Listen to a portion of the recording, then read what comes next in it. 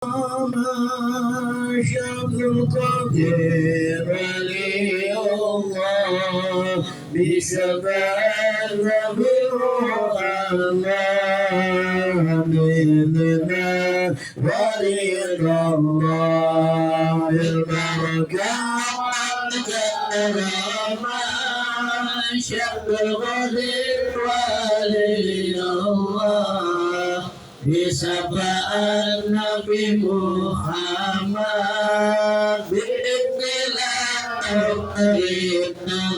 بالبركة والكرامة شمس القدير ولي الله بشفاعة Nabi Muhammad بإذن الله رضا الله بالبركة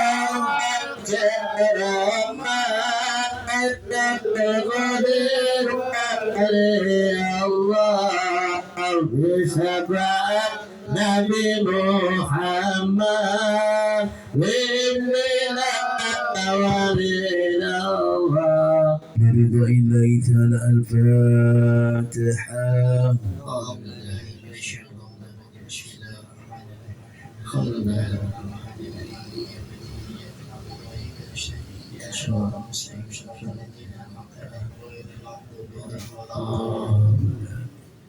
Buah keranji, buah buni. Cakep. Buah keranji, buah buni. Cakep. Tumbuhnya di depan rumah. Malam hari ini kita ngaji di tempatnya Bapak Joni. Dalam rangka kita istiqomah. Ustaz harus tidak dekatan kayak orang marah jadi. Assalamualaikum warahmatullahi wabarakatuh. Di malam ngaji mic-nya banyak banget nih. Padahal mah orang laki semuanya. Orang laki punya mic pak. Punya mic apa kagak? Punya di rumah. Assalamualaikum warahmatullahi wabarakatuh. Waalaikumsalam warahmatullahi wabarakatuh. Alhamdulillahilladzi arsala sayyidana Muhammadan sallallahu alaihi wasallam rahmatan lil alamin. وفضل العلماء بكرمة الحجاجين وأكرم الأولياء بظهور الكرامة الخالق التي هي بمعضدة سيد المرسلين خص من سعى من أتباع برقي إلى درجات العارفين. اللهم صل وسلم على سيدنا محمد وعلى آله وصحبه أجمعين. أما بعد فقد قال الله تعالى في القرآن الكريم وهو أصدق القائلين أعوذ بالله من الشيطان الرجيم بسم الله الرحمن الرحيم قل إن كنتم تحبون الله فاتبعوني الله ويغفر لكم ذنوبكم والله غفور رحيم. وقال النبي صلى الله عليه وسلم ittaqullaha summa kunta wa bi sayyi'atil hasanatan khuha wa khaliqin nasi bi khuluqin hasanin. Shadaqallahu azim.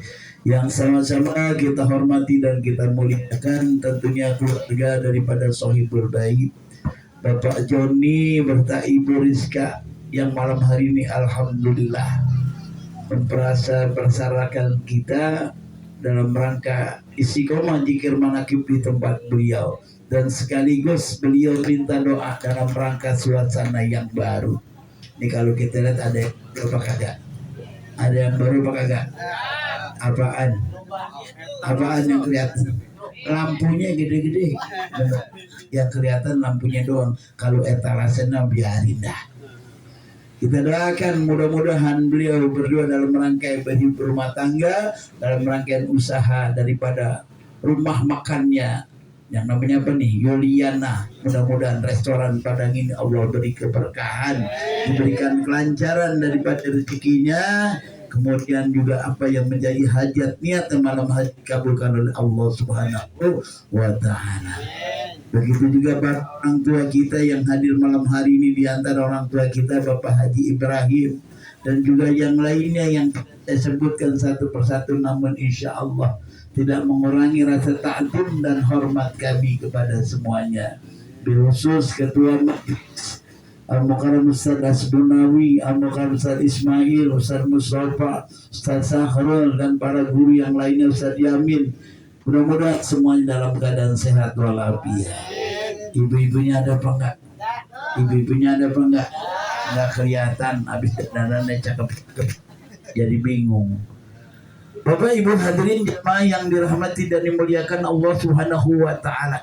Bersyukur kita kepada Allah malam hari ini, Allah berikan kita bisa duduk dalam rangkaian istiqomah yang tentunya kemarin kita dalam rangka tawakufan di bulan suci Ramadan.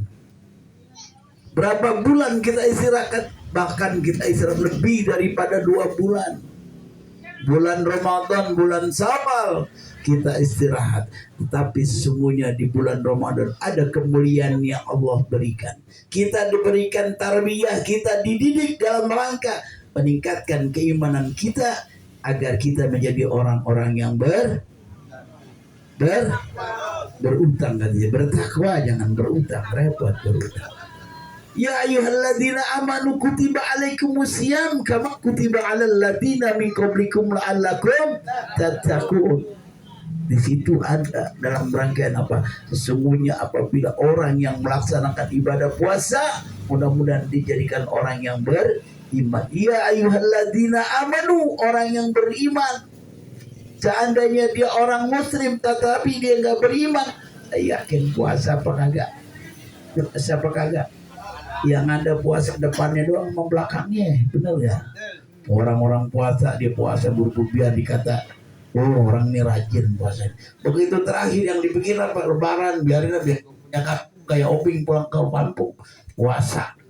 Begitu ditanya, puasa apa gimana? Puasa depan sama belakangnya doang. Inilah yang malam hari ini tanda ketika kita telah melaksanakan ibadah puasa. Kira-kira kita keluar daripada puasa tersebut orang-orang yang muttaqin, orang-orang yang bertakwa kepada Allah. Contohnya mana? Alhamdulillah malam hari kita buka rangkaian istiqomah kita. Dalam hari ini kita akan memulai kembali kegiatan kita, baik kegiatan di malam Jumat, baik kegiatan malam Rabu. Mari malam hari ini kita buka dengan lembaran yang baru. Benar apa benar? Iya, orang bisa lihat baru muda baru, berarti dia bersiap akan menyongsong kehidupan yang baru dan akan menyongsong keadaan kondisi yang baru. Mudah-mudahan seluruh jamaah yang hadir malam hari ini, Allah Subhanahu wa taala dengan niat yang ikhlas kepada Allah, dia akan menjalankan istiqomah. Kemudian ketika dia sudah menjalankan istiqomah, apa kata Allah? Innal ladzina qalu rabbuna wastaqamu tatanazzalu alaihimul malaika alla takhafu wa la tahzanu wa basyiru bil jannati allati kuntum tu'adun.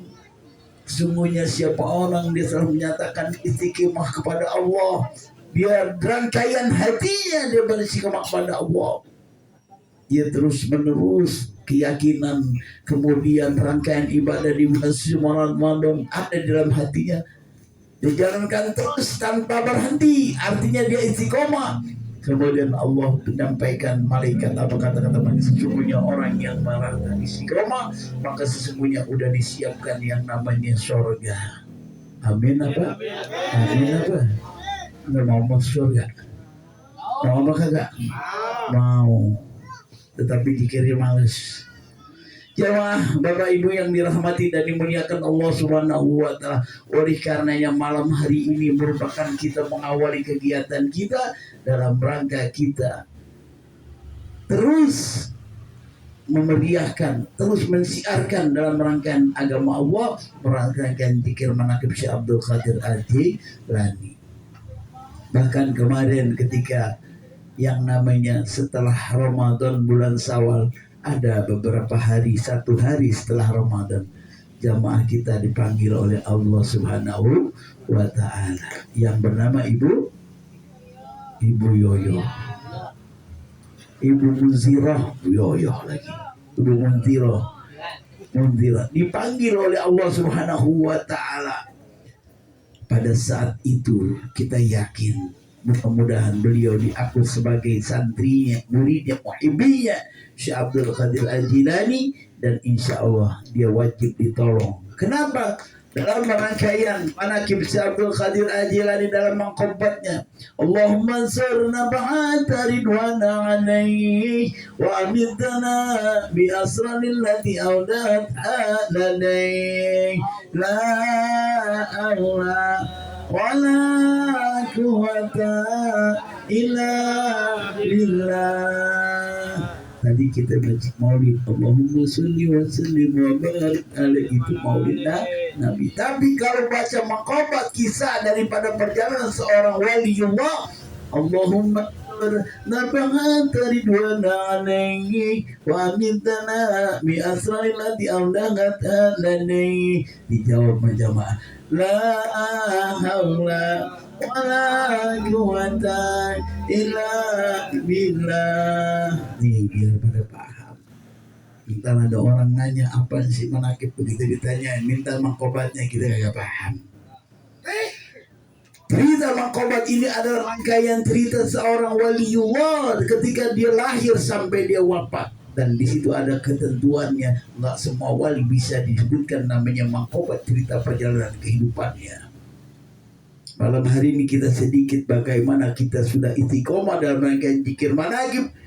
Insya Allah akan ketika kita dalam keadaan kepepet, ketika kita dalam keadaan terdesak, pada saat itu apa yang kita dawamkan dengan rangkaian zikir, maka itu akan menjadi senjata pamungkas buat kita. Kenapa? Karena dalam satu mangkobat kan diceritakan ketika si Abdul Qadir Al-Jilani, ketika pada saat itu dia sedang melewati sebuah kota dengan berbagai macam jamaahnya. Bahkan pada saat itu orang yang ingin menghadiri yang namanya majlis Syekh Abdul Qadir Al-Jilani begitu berbondong-bondong, berduyun-duyun. Begitu banyak, ada yang mengendarai macam-macam. Sampai pada suatu saat ada seorang yang bertanya, pada saat ada dua orang, kemudian dia ingin tahu ada apakah itu ramai-ramai, kemudian sampai pada saat itu menimbulkan kepulan debu yang begitu tinggi, yang begitu luar biasa. Orang itu bertanya, ada apakah itu? Itu adalah pengajian manaqibnya Syekh Abdul Qadir Al-Jilani. Di mana tempatnya? Di Bapak Joni, gitu. Tanya orang tersebut. Kemudian pada saat itu orang tersebut wafat. Ketika wafat orang tersebut, di sini dibuktikan oleh Allah, orang tersebut begitu wafat susah dimasukin ke lubang kubur. Begitu mau dimasukin, jenazahnya panjang, mau dikirim panjang lagi, sampai tukang gali kubur bingung, ini bagaimana caranya nih. Akhirnya pada saat itu dipanggillah Tuan Syekh Abdul Qadir Al-Jilani. Ya Tuan Syekh Abdul Qadir Al-Jilani, pada saat ini kota kami ada seorang yang wafat, meninggal, kemudian susah jenazahnya dimasukkan ke lubang kubur. Kemudian apa kata Tuan Syekh Abdul Qadir? Siapakah orang yang wafat ini? Apakah dia pernah bersamaku? Apakah dia pernah melihatku? Bahkan apakah pernah dia makan bersamaku, duduk dalam satu majlis? Ada temannya yang tadi ngomong, ya Tuan Syekh Abdul Qadir Al-Jilani, aku pernah bersama orang yang wafat ini pada saat engkau sedang mengadakan pengajian. Kemudian ketika saat di situ aku terkena kepulan debu yang sedang lewat daripada jamaahmu ingin ke pengajianmu. Akhirnya apa kata Syekh Abdul Qadir? Demi debu yang menempel pada orang ini, maka wajib aku tolong. Ketika pada saat Syekh Abdul Qadir menyatakan begitu, dengan izin dan kuasanya Allah, dengan izinku, maka ya Allah tolonglah orang ini. Maka pada saat itu lantas orang tersebut bisa langsung dikuburkan, dimakamkan. Kira-kira paham apa kagak? Paham apa kagak? Apaan? Tahu. Artinya orang tersebut dia tidak istiqomah, dia baru bahkan pada saat itu cuma hanya karena rangkaian debu yang menempel di badan orang tersebut, maka dia dapat kemuliaan daripada Syekh Abdul Qadir Al-Jilani, seorang wali Allah. Bagaimana dengan kita yang setentunya kita telah istiqomahkan diri kita, yang kemudian dan malam hari ini alhamdulillah di antara jamaah kita memfasilitas tempat kita pembukaan zikir manaqib. Beruntung apa kagak? Beruntung apa kagak? Siapa tahu besok begitu habis manaqib nih Joni tahu-tahu bisa bangun 3 tingkat. Amin apa?